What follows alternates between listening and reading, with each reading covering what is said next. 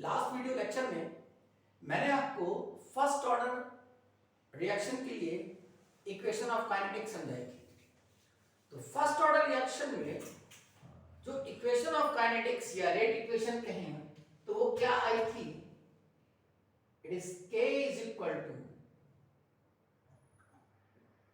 1/t ln a upon a minus x. This is the first order reaction. मतलब मेरे कहने का मतलब है कि अगर हम फर्स्ट ऑर्डर की इंटीग्रेटेड रेट इक्वेशन यानी इंटीग्रेशन के बाद की जो रेट इक्वेशन उसकी बात करें तो ये आए। अब इसी को हम बेस 10 में चेंज कर ले तो बेस 10 में चेंज करेंगे तो क्या लिखेंगे? k is equal to 2.303 by t log 10 a upon a minus x। ये तो मैं अब आपको डिस्कस करने जा रहा हूं हाफ लाइफ पीरियड। तो फर्स्ट ऑर्डर में ये मैंने जब आपको nth ऑर्डर बताया था तो मैंने इसमें nth ऑर्डर का जो वीडियो लेक्चर उसको देख लीजिएगा, रिविजिट कर लीजिए उसको। मैंने इसमें आपको समझाया है कि कैसे हम कोई भी रिएक्शन का ऑर्डर निकाल सकते हैं with respect to the half life period. Half life period की हेल्प से हम किसी भी रिएक्शन का ऑर्डर ऑफ रिएक्शन निकाल सकते हैं। लेकिन हम यहां पर हम डिस्कस करने जा रहे हैं only regarding to the first order reaction. Half life period क्या होता है? जैसे मान लेते हैं कि ये एक रिएक्शन है जिसको हम ये कह रहे हैं कि फर्स्ट ऑर्डर रिएक्शन है। प्रोडक्ट यहां पर रिएक्टेंट का जो क्वांटिटी है वो a moles per litre 0, t not तो t हाफ पर कितना हो जाएगा? यहां पर कितना बचेगा? a upon a minus a by 2। यानी देखिए this is the time in which half of the reactant is consumed. हम बचे की बात नहीं कर रहे हैं, हम कह रहे हैं कि हाफ लाइफ पीरियड वो टाइम है जिसमें इनिशियल क्वांटिटी का आधा डिकम्पोज हो गया। यानी a माइनस x की जगह हम क्या लिखेंगे? a माइनस x की जगह लिखेंगे a by 2। अब इसको हम यहां रखते हैं। k is equal to 2.303 t की जगह t half log 10 a upon a by 2। ये कटा तो k is equal to 2.303 t half log 10 2। अब यहां पर आया बेटा ये 2.303 इनटू log 2 की जो वैल्यू होती है इट इज 0.3010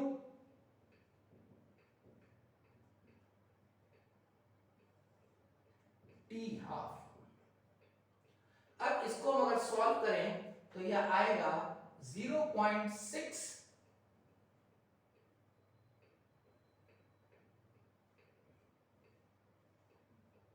इसको मल्टीप्लाई कर लो तो ज्यादा अच्छा रहेगा। 2.303 जिसमें आपको याद हो जाए 0.3 से मैंने मल्टीप्लाई कर दिया, 0.3010 की जगह हमने 0.3 ले लिया तो ये हो जाएगा 9, ये 9 और ये 6 और यहां पर 3 और 1 4 यानी 0.6932 होता है। तो यहां पर 0.693 ले लिया हमने, यहां पर 0 ले लिया, 0.6932 भी लिखा जा सकता है t हाफ। यानी ये k की वैल्यू हो गई। तो यानी अगर हाफ लाइफ पीरियड आपको दिया है तो आप इसकी हेल्प से निकाल सकते हैं 693 by t हाफ। ये अब बात ये इंपॉर्टेंट नहीं है। अब देखिए जो हम बात डिस्कस करना चाहते हैं, हम आपको एक क्वेश्चन देने जा रहे हैं, उस क्वेश्चन को आप सॉल्व करिए। देखिए मान लेते हैं कि वो कह रहा है t 99.9% is equal to a t 50%, या वो कह रहा है t 75% is equal to b t 50%। t 50% का मतलब हुआ हाफ लाइफ पीरियड और t 99.9% का मतलब हुआ कि ऑलमोस्ट कंप्लीटली कंज्यूम्ड। अब वो कहता है, ये क्वेश्चन देने के बाद वो कह रहा है ए की वैल्यू बताइए और बी की वैल्यू बताइए। ठीक है, ए और बी बताना है। चलिए इसको करना शुरू करते हैं। पहले इसको हटाते हैं। देखिए अब ये T99.9 का क्या मतलब है? T99.9% का मतलब है कि ये वो टाइम है जिसमें 99.9% of the reactant is consumed. यानी इसका मतलब अगर मैं ये कहूं कि ये रिएक्शन है, इसको समझ लीजिए अच्छे से। अगर मैं मान लूं कि इनिशियली ये 100 लिया गया है T0 पर, तो T99.9 का मतलब है कि 99.9 of the initial is consumed. तो इनिशियल कितना था 100, कितना कंज्यूम हो गया 99.9, ये हुआ। इसका मतलब होता है 99.9%। तो इसको मैं लिखूंगा यहां पर 2.303 अपॉन के log 10। ए की जगह मैं 100 लिख रहा हूं, तो 100 माइनस 99.9 ये आया। मैं इसको हटा रहा हूं यहां से, ये आप अच्छे समझ लीजिए। अब यहां पर ये 100% 99.9% है, तो मैंने x की जगह लिखा 99.9। अगर ये होता 50% तो यहां लिखते 50। अगर ये होता 75% तो यहां लिखते 75। तो आप अब कोई भी निकाल सकते हैं, जो भी परसेंट यहां लिखा है वो यहां रखेंगे और यहां 100 लेंगे। ठीक है, चलिए देखिए अब यहां पर मैं लिखूं अगर T50 तो 2.303 के log 10 100 अपॉन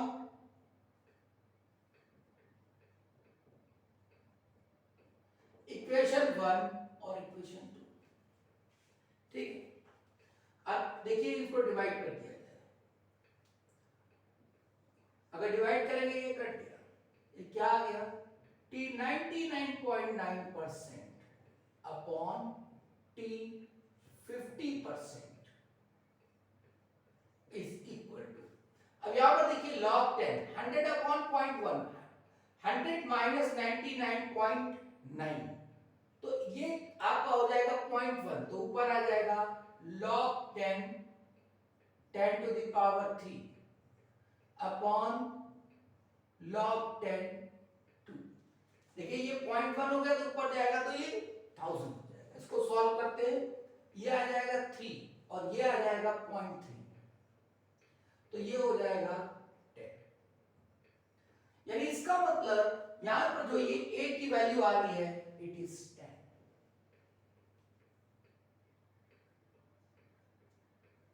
इसका मतलब क्या हुआ?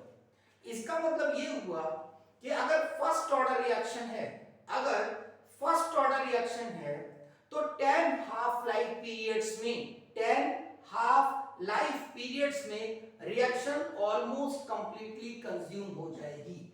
यानी 10 हाफ लाइफ पीरियड अगर आप लगाएंगे तो रिएक्शन 99.9% कंज्यूम हो जाएगी। तो 99.9% का क्या मतलब हो? Almost completely consume. फिर समझ लीजिए, अगर ये कहा जाए किसी रिएक्शन का हाफ लाइफ पीरियड, किसी भी रिएक्शन का हाफ लाइफ पीरियड अगर वो ये कहता है कि 2 मिनट है, 2 मिनट है किसी फर्स्ट ऑर्डर रिएक्शन का, ध्यान रहे मैं बात कर रहा हूं फर्स्ट ऑर्डर रिएक्शन की, वो कहता है कि कोई फर्स्ट ऑर्डर रिएक्शन है जिसका कि हाफ लाइफ पीरियड 2 मिनट है, यानी इसका मतलब वो 2 मिनट में वो रिएक्शन आधा कंज्यूम कर देता है। तो इसका मतलब ये हुआ कि 20 मिनट में 10 हाफ लाइफ पीरियड्स, 20 मिनट में वो रिएक्शन ऑलमोस्ट कंप्लीटली कंज्यूम हो जाएगी। क्योंकि मैंने आपको बताया है कि फर्स्ट ऑर्डर रिएक्शन एक्सपोनेंशियली चलती है, जो वो एक्सपोनेंशियली डिक्रीज होता है रिएक्टेंट, इसका मतलब ये है कि वो कंप्लीटली कंज्यूम कब होगी? जब इनफाइनाइट टाइम लगेगा, इनफाइनाइट पे जाकर के वो कंप्लीटली कंज्यूम होगा। तो 10 हाफ लाइफ पीरियड्स में रिएक्शन ऑलमोस्ट कंप्लीटली कंज्यूम हो जाएगी। अब हम निकालते हैं ये क्वेश्चन, इसमें हमें क्या करना है, यहां पर लिखना है हमें 75%, तो यहां आ जाएगा 75, बाकी सब वैसा ही होगा। अब देखिए ये 100 माइनस 75 दैट मींस 25। अब ये मेरा बेटा अगर ये 25 हुआ तो यहां पर आ जाएगा 4, ये 4 आ गया,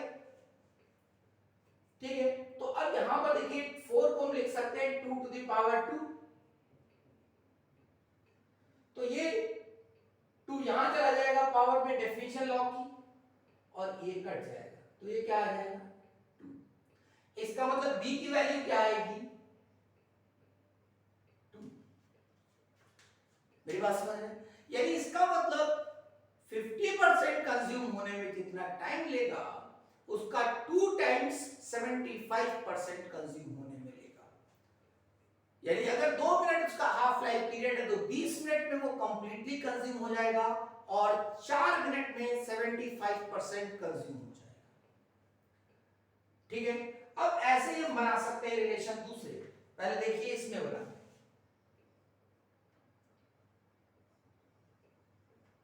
छोटे छोटे सवाल इस पर बन करके आ सकते हैं।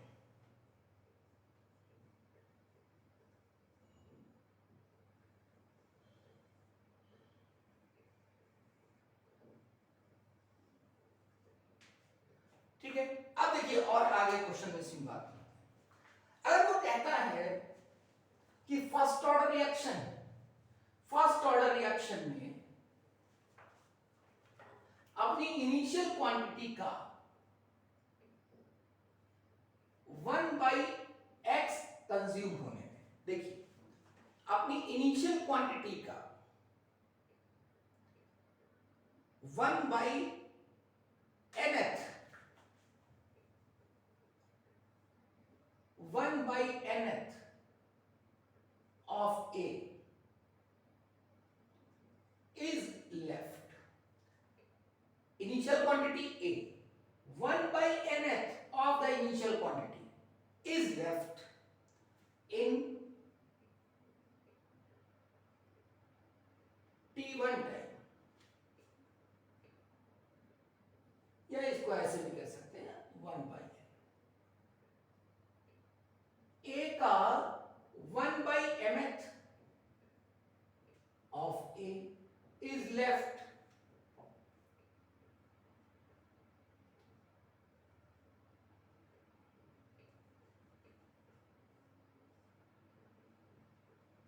कंफ्यूजन ना हो उसके मैंने इसको इस तरह लिख दिया, ये सिर्फ सब्सक्रिप्ट है, डिवाइड नहीं है। तो इनमें रिलेशन क्या होगा, तो रिलेशन बनाते हैं इसका, देखिए क्या बन जाएगा रिलेशन, T 2.303 के log 10। अब ध्यान रहे यहां पर ये लेफ्ट बचा है तो मैं लिखूंगा a और नीचे लिखूंगा a/n, a/n बचा है यानी a माइनस x है।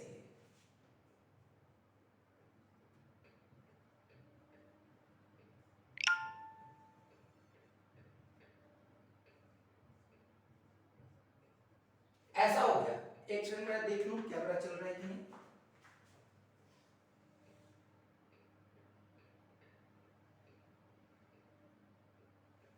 ठीक, तो अब यहां पर इक्वेशन 1 और ये इक्वेशन 2, अगर मैं देखूं इसको, इनको डिवाइड करूं तो ये तो कट गया बेटा, तो ये हो जाएगा T1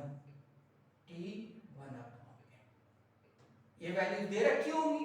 अब यहां पर देखो ये 1/n तो ये n हो जाएगा, n कटा एक, सॉरी a कटा a कटा, ये आ जाएगा बेटा log 10 n upon log 10 n।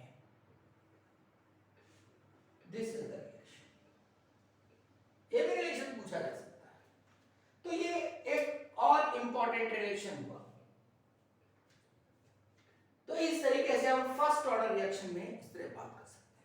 अब इन्हीं का हम ग्राफिकल रिप्रेजेंटेशन देखते हैं। देखिए सबसे पहली बात, अगर मैं कहूं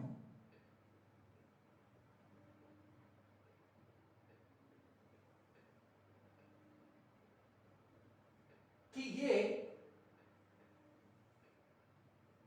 एक्स एक्सेस पर हमने ले रखा है initial quantity of the reactant और वाई एक्सेस पर हमने ले रखा है हाफ लाइफ पीरियड। ठीक है, वाई एक्सेस पर हमने ले रखा है हाफ लाइफ पीरियड। तो क्या होगा जरा देखिए,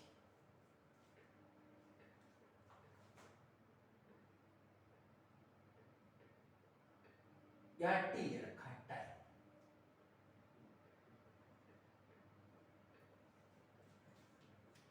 तो अब यहां पर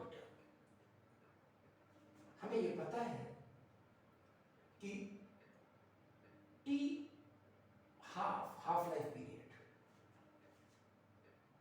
2.303 बाई के log 10 2। हम लोगों ने सॉल्व किया था तो ये आया था 0.69।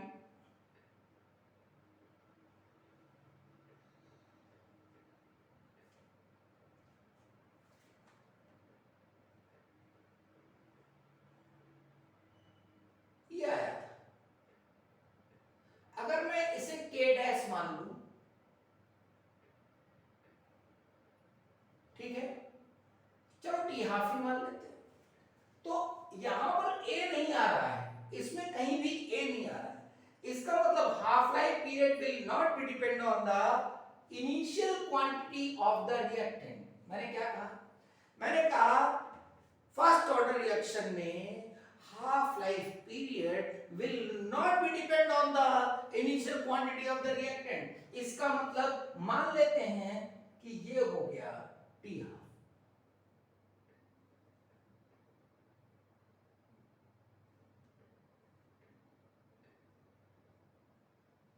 ये हो गया टी हाफ। ठीक है, अब आप सोचिए, इट इज टी 75%। अगर ये वैल्यू x है तो ये वैल्यू कितनी होगी? 2x।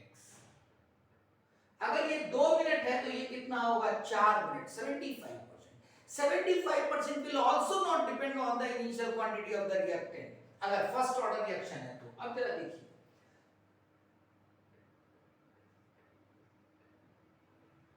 This is T 99.9%। अब ये कितना होगा? 10x। यानी यहां पर ये 50% जो हाफ लाइफ पीरियड का 2 टाइम्स और ये हाफ लाइफ पीरियड का 10 टाइम्स। तो ये ग्राफिकल रिप्रेजेंटेशन हो सकता है।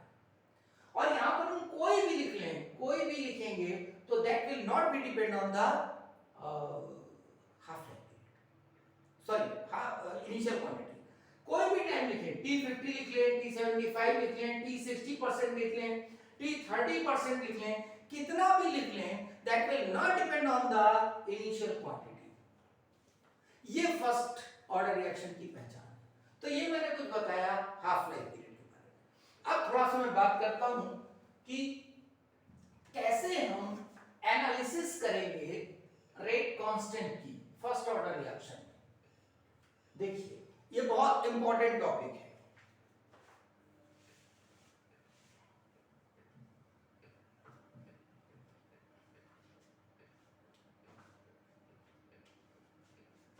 एक मैंने रिएक्शन ली,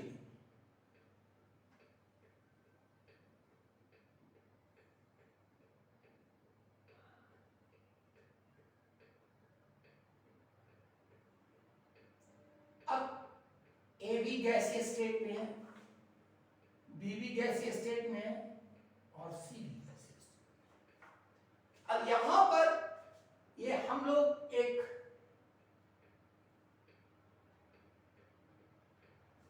एक्सपेरिमेंट करते हैं। मान लेते हैं कि हमने ए जो है वो एक रिएक्टेंट है, उसको हमने ले लिया। यहां देखिए ध्यान से, ये मैंने ए रिएक्टेंट लिया। अब ये रिएक्शन शुरू हुई, ये क्लोज्ड कंटेनर है,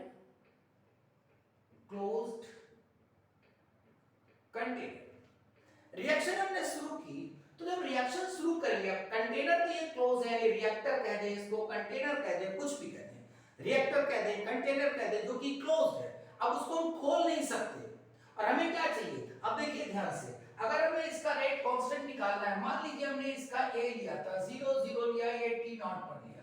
अब t पर हमें पता है कि यहाँ पर a माइनस एक्स, सपोज करिए ये x बन गया, ये x बन गया। अब अगर हमें रेट कांस्टेंट निकालना है, सपोज दैट रेट कांस्टेंट निकालना है इस रिएक्शन के लिए, तो हमको क्या चाहिए, हमें चाहिए 2.303 t log 10 a upon a minus x. किसी का भी अगर रेट कांस्टेंट आपको चाहिए तो आपको पता क्या होना चाहिए, a हमें पता है, हमने कितना इनिशियली मोल्स लिया a का वो हमको पता है, a पता है, लेकिन हम ये कैसे पता करें, हम ये कैसे पता करें, क्योंकि जब तक ये नहीं पता चलेगा कि कितना बचा t टाइम के बाद, t टाइम के बाद कितना बचा, हमारी क्वांटिटी रिएक्टेंट की कितनी बची, अगर हमें ये नहीं पता चलेगा तो हम रेट कांस्टेंट नहीं पता कर सकते। और ये कैसे पता करें, क्योंकि कंटेनर हमारा क्लोज है, ये जो कंटेनर है जिसमें रिएक्शन हो रही है, ये जो रिएक्टर है जिसके अंदर A पड़ा हुआ है और यहाँ पर रिएक्शन चल रही है, हमने मान लीजिए यहाँ पर हीट कर दिया है, सपोज कर लीजिए इसके अंदर का टेम्परेचर बहुत ज्यादा है, तो हम कैसे पता कर सकते हैं कि इस समय A कितना होगा। It is very difficult to find out the quantity of the reactant that is present at that instant, यानी उसके अंदर A की क्वांटिटी कितनी है रिएक्टेंट की, किसी समय पर ये नहीं पता कर सकते। इसका मतलब ये हुआ कि आपको बाहर से कुछ कोशिश करनी पड़ेगी कि यहां से पता करें कि अंदर क्या माजरा चल रहा है, यानी ऐसा कुछ जुगाड़ फिट करें कि अभी बाहर से पता चल जाए कि अंदर क्या क्वांटिटी है। तो बाहर से क्या कर सकते हैं, अब देखिए यहां पर A क्या है, रिएक्टेंट गैसियस स्टेट में है, B और C गैसियस स्टेट में। इसका मतलब कि जब रिएक्शन शुरू हुई होगी तो कुछ प्रेशर रहा होगा, मान लीजिए P1, मान लेते हैं कि P नॉट प्रेशर रहा होगा। क्यों, क्योंकि रिएक्टेंट कैसा है, गैसियस स्टेट में, और रिएक्टेंट अगर गैसियस स्टेट में है तो कुछ ना कुछ प्रेशर रहा होगा और वो प्रेशर रिकॉर्डर इंडिकेट करेगा। अब यहां पर इनिशियली कुछ प्रेशर है, हमने लिख लिया P नॉट, ठीक है। अब थोड़ी देर के बाद यहां ये मान लेते हैं कि ये A माइनस x1 हो गया, तो ये x1 ये T1 हो गया, और यहां पर प्रेशर कुछ P1 हो गया, यानी कुछ गैसियस स्टेट का ये आपका प्रोडक्ट में कन्वर्ट होने लगा, और जब प्रोडक्ट बन रहा है तो प्रोडक्ट भी गैसियस स्टेट में, तो इसका मतलब जब मोल्स बढ़ेंगे तो कुछ प्रेशर बढ़ेगा, और मोल्स जो वो गैसियस मोल्स हैं, तो नेट मोल्स बढ़ेंगे तो कुछ प्रेशर बढ़ेगा, और जब प्रेशर बढ़ेगा तो यहां पर इंडिकेट करेगा P1 हो गया। अब ये बढ़ता चला जा रहा है किसी t टाइम पर, मान लेते हैं A माइनस एक्स हुआ, ये x हुआ, ये x, ये t टाइम हुआ, और यहां पर हमने प्रेशर PT मान लिया, यानी ये नोट किया हम लोगों ने, यहां पर ये PT आ गया। अब रिएक्शन ये चलती चली जा रही है, प्रोसेस चल रहा है, प्रोसेस इज गोइंग ऑन। अब जब प्रोसेस चल रहा है थोड़ी देर बाद क्या होगा, यहां पर ये खत्म हो जाएगा, जब खत्म हो जाएगा तो पूरा का पूरा यहां पर मान लीजिए ये A आ गया, ये आ गया, ये T इनफाइनाइट लिख दिया। T इनफाइनाइट का मतलब हुआ कि at the end of reaction, reaction खत्म हो गई, तो वहां प्रेशर कितना है, P इनफाइनाइट, मान लिया कि P इनफाइनाइट प्रेशर, तो P इनफाइनाइट क्या है, the pressure at the end of the reaction. तो हमें पता चल गया P नॉट क्या है, initial pressure,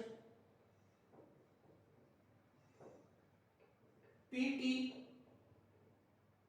pressure at time t, बीच में किसी पॉइंट पर, P infinite pressure at the end of the reaction. ये पता चल गया। अब ये बात हो गई कि हमें बाहर से ये पता चल गया कि बाहर की इंफॉर्मेशन क्या है, यानी प्रेशर कैसे कैसे चेंज हो रहा है। ये तो खैर पता चल रहा है कि अगर प्रेशर चेंज हो रहा है, प्रेशर चेंज हो रहा है, अगर प्रेशर बढ़ रहा है या प्रेशर घट रहा है। अब जैसे मान लीजिए मेरा बेटा, यहां पर समझिए इसको अच्छे से बात को, कि यहां पर ये तुम्हारे मोल्स प्रोडक्ट के ज्यादा हैं। देखो यहां पर क्या होता, अगर ये सॉलिड हो जाता, मान लेते सॉलिड हो जाता, तो प्रेशर वहां वेरी नहीं करता। क्यों? क्योंकि 1 मोल से 1 मोल ही प्रोडक्ट गैस का बन रहा है, 1 मोल से 1 मोल ही बन रहा है। अगर 1 मोल से 1 मोल ही बन रहा है तो नेट मोल्स चेंज नहीं हो रहे, और हमें पता है कि PV = nRT होता है। यहां पर लिख लेते हैं delta N, T constant, R constant, V close container, V constant, यानी P is proportional to delta N। जितना मोल्स गैस का चेंज होगा तो प्रेशर चेंज होगा। मान लेते हैं कि मोल्स बढ़ रहे हैं। अब देखिए यहां पर 1 मोल से 1 मोल बढ़ रहा है, इसका मतलब डेल्टा N 0 हो जाएगा, तो प्रेशर चेंज नहीं होगा, प्रेशर जितना था उतना ही रहेगा। अगर यहां पर हम कहते हैं ये गैस है तो मोल्स बढ़ रहे हैं तो प्रेशर बढ़ेगा। मान लेते हैं यहां पर 3 हो जाता, तो 3 मोल्स रिएक्टेंट के, 2 मोल्स होते गैस के प्रोडक्ट के, तो क्या होता? प्रेशर कम होने लगता। अगर प्रोडक्ट के गैस के मोल्स ज्यादा होंगे रिएक्टेंट के मोल से तो प्रेशर बढ़ेगा, यानी रीडिंग उधर जाएगी। रिएक्टेंट के मोल्स ज्यादा होंगे प्रोडक्ट के मोल से गैसियस कंपोनेंट्स के, तो प्रेशर रिकॉर्डर की नीडल पीछे जाएगी।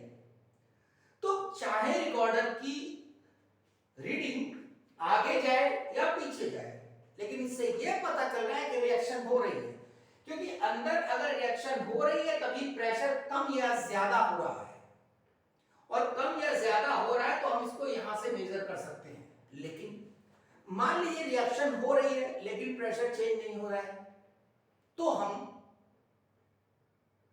पता नहीं कर सकते कि अंदर रिएक्शन हो रही कि नहीं हो रही, बाहर से नहीं पता कर सकते। फिर से समझिए, मान लेते हैं कि यहां पर रिएक्शन तो चल रही है लेकिन गैस के मोल्स नहीं बढ़ रहे हैं, तो हमें नहीं पता चलेगा। ये मैंने केमिकल काइनेटिक्स में तमाम सारे एग्जांपल्स लेके समझाया है। तो केमिकल काइनेटिक्स जो जो इसमें इक्वेशंस हैं उनको पहले देखिए। तो देखो यहां पर, और वैसे मैं अभी बताऊंगा अगले वीडियो में, फिर समझाऊंगा। यहां देखिए, अगर यहां पर गैस के मोल्स कम या ज्यादा नहीं हो रहे हैं तो हम प्रेशर रिकॉर्डर से नहीं पता कर सकते। अगर मोल्स ज्यादा हो रहे हैं गैस के तो रिकॉर्डर में रीडिंग आगे जाएगी, अगर कम हो रहे हैं तो रिकॉर्डर में रीडिंग पीछे जाएगी, और इस रिकॉर्डर से हम पता कर लेंगे कि रिएक्शन हो रही है। ठीक, तो यहां पर हम कह रहे हैं कि प्रेशर क्या हो रहा है, बढ़ता चला जा रहा है, और बढ़ता चला जा रहा है तो इसका मतलब है कि अंदर चेंज हो रहा है और रिएक्शन हो रही है। अब देखिए हमारा एम क्या था, हमारा एम ये था कि किसी तरह हमें a/x पता चल जाए तो हम k निकाल लेंगे। अब देखिए ध्यान से सुनिएगा, एक बार फिर से हल्का सा सुनिए। ये रिएक्शन है, a मोल से b और c मोल्स बन रहे हैं प्रोडक्ट के, यानी गैस का मोल्स बढ़ रहा है। गैस का मोल्स बढ़ रहा है तो प्रेशर चेंज हो रहा है। इनिशियल प्रेशर P0 था, फाइनल प्रेशर P इनफाइनाइट है, और बीच में प्रेशर PT। अब देखिए, अगर मैं कहूं कि अगर क्वांटिटी कंज्यूम हो रही है तो रीडिंग चेंज हो रही है, ध्यान से सुनना। क्वांटिटी कंज्यूम हो रही है, रीडिंग चेंज हो रही है। क्वांटिटी ज्यादा कंज्यूम हो रही है, रीडिंग ज्यादा चेंज हो रही है। क्वांटिटी और ज्यादा कंज्यूम हो रही है, रीडिंग और ज्यादा चेंज हो रही है। यानी मैं लिख सकता हूं, यहां पर कंक्लूजन लिख सकता हूं, the quantity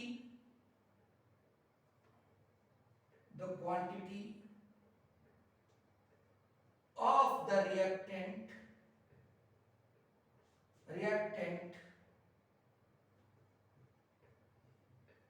consumed is proportional to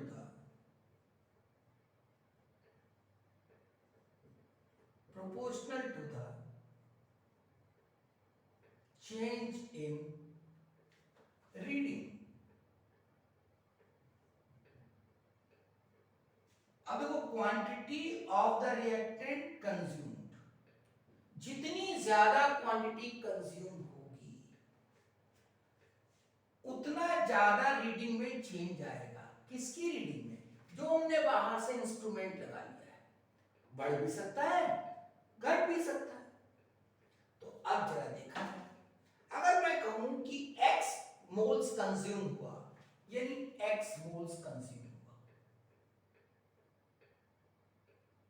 तो ये किसके प्रोपोर्शनल होगा? अगर x मोल्स कंज्यूम हुआ तो रीडिंग में क्या चेंज आया? P नॉट से PT हो गया। x मोल्स कंज्यूम हुआ तो P नॉट से PT हो गया, तो चेंज क्या आ गया? PT minus P not, PT minus P not. अगर A कंज्यूम हुआ तो क्या हो जाएगा? देखो अगर A था 0 बचा, यानी A कंज्यूम हो गया, रीडिंग क्या हो गई? P नॉट से P इनफाइनाइट हो गई।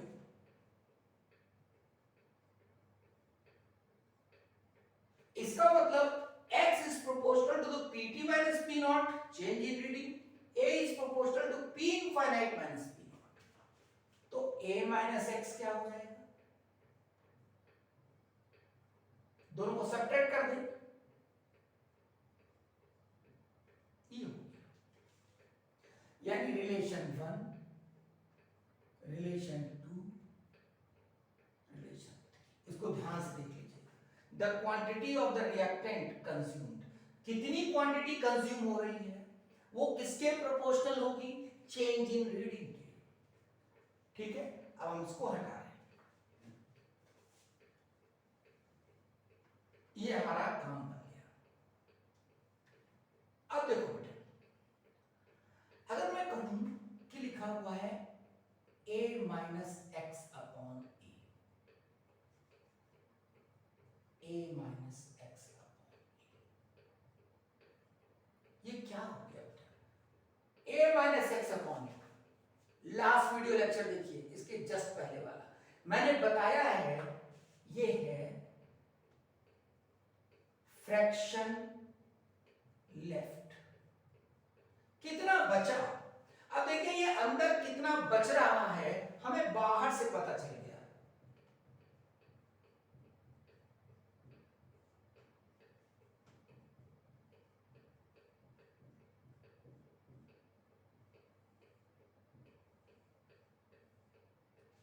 ये बाहर से पता चल गया। हमें P इनफाइनाइट पता है, प्रेशर रिकॉर्डर से हम प्रेशर पता कर लेंगे, एंड का क्या है?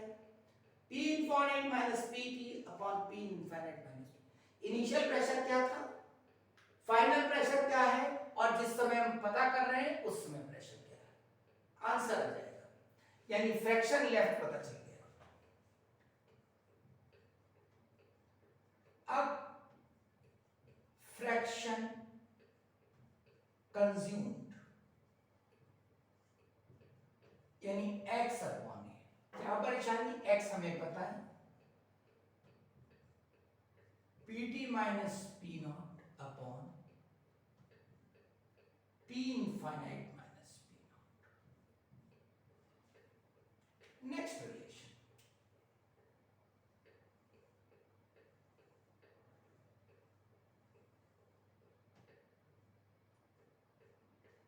ये हो गया।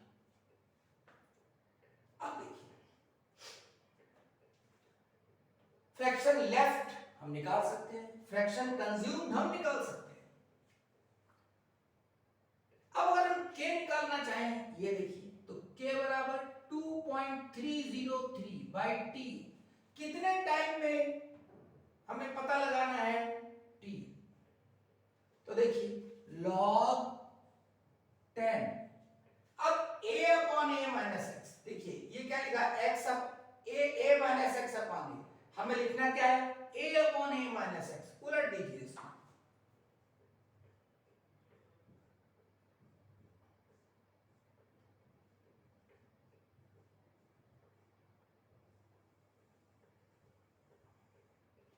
अब देखिए हमको जो है रिएक्टर के अंदर नहीं जाना पड़ा, क्योंकि रिएक्टर के अंदर पता नहीं क्या टेम्परेचर है, हमें नहीं पता। रिएक्टर के अंदर केमिकल कैसा है, हमें नहीं पता। अब हमें पता करना है रेट कांस्टेंट, और रेट कांस्टेंट पता करने के लिए हमें क्या चाहिए? a माइनस एक्स, यानी कितना क्वांटिटी लेफ्ट है वो पता करना है। वो हम अंदर जाके पता नहीं कर सकते, तो हमें क्या करना पड़ेगा? बाहर से कुछ ऐसा ट्रिक लगानी पड़ेगी, बाहर से कुछ ऐसी ट्रिक लगानी पड़ेगी जिससे हमें पता चल जाए कि a माइनस एक्स कितना है, या a upon a minus x पता चल जाए कितना है। तो यहां हमने प्रेशर रिकॉर्डर लगाया और प्रेशर रिकॉर्डर से सारी रीडिंग पता कर ली। इसकी हेल्प से हमने क्या क्या पता किया, फ्रैक्शन लेफ्ट, फ्रैक्शन कंज्यूम्ड और रेट कांस्टेंट। क्या मेरी बात समझ आ रही है? अब देखिए, अगर ये कंसेप्ट समझ आ गया तो ये हो गया एट कांस्टेंट वॉल्यूम। मान लेते हैं, थोड़ा चेंज कर देते हैं इसको, यहां पर कंटेनर कुछ ऐसा होता, रिएक्टर,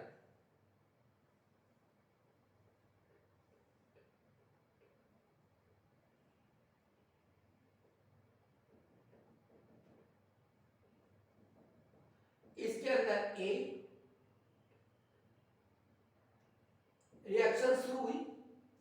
अब क्या होगा, ये इनिशियल वॉल्यूम हो गया V नॉट, इनिशियल वॉल्यूम। अब जैसे रिएक्शन चल स्टार्ट होगी तो मोल्स बढ़ने लगे। अब यहां पर क्या है, pressure constant, at constant pressure. पहले वाले में क्या था, पहले वाले में कांस्टेंट वॉल्यूम था, क्लोज कंटेनर था, तो वहां प्रेशर बढ़ रहा था। यहां पर क्या है, एट कांस्टेंट प्रेशर, तो यहां वॉल्यूम बढ़ने लगेगा। तो मान लेते हैं किसी टाइम पर Vt हो गया, और चलते चलते किसी टाइम पर स्टेप जब यहां पहुंचा तो V इनफाइनाइट हो गया।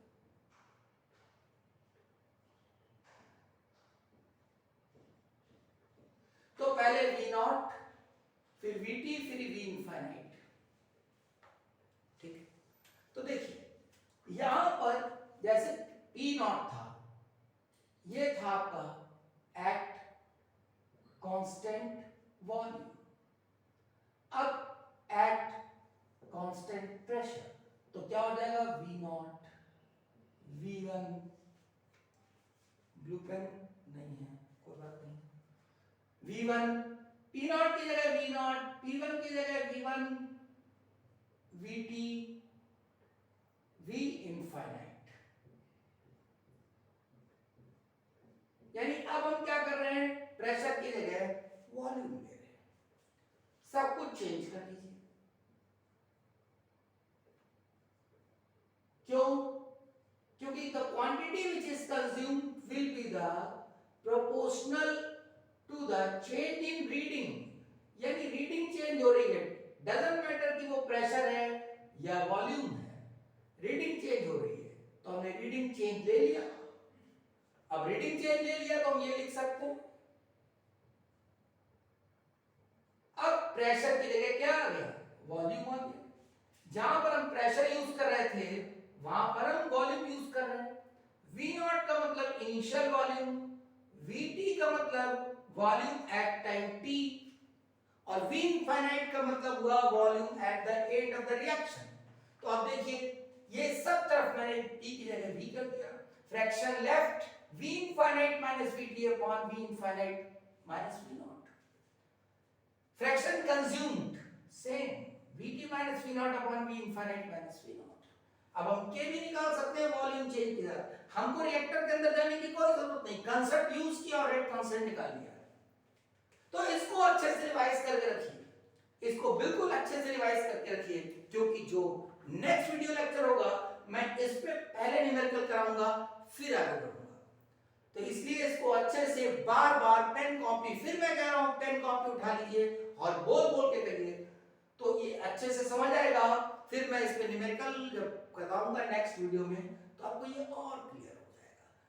That's all. Okay, good night, शुभ रात्रि, शुभ रात्रि।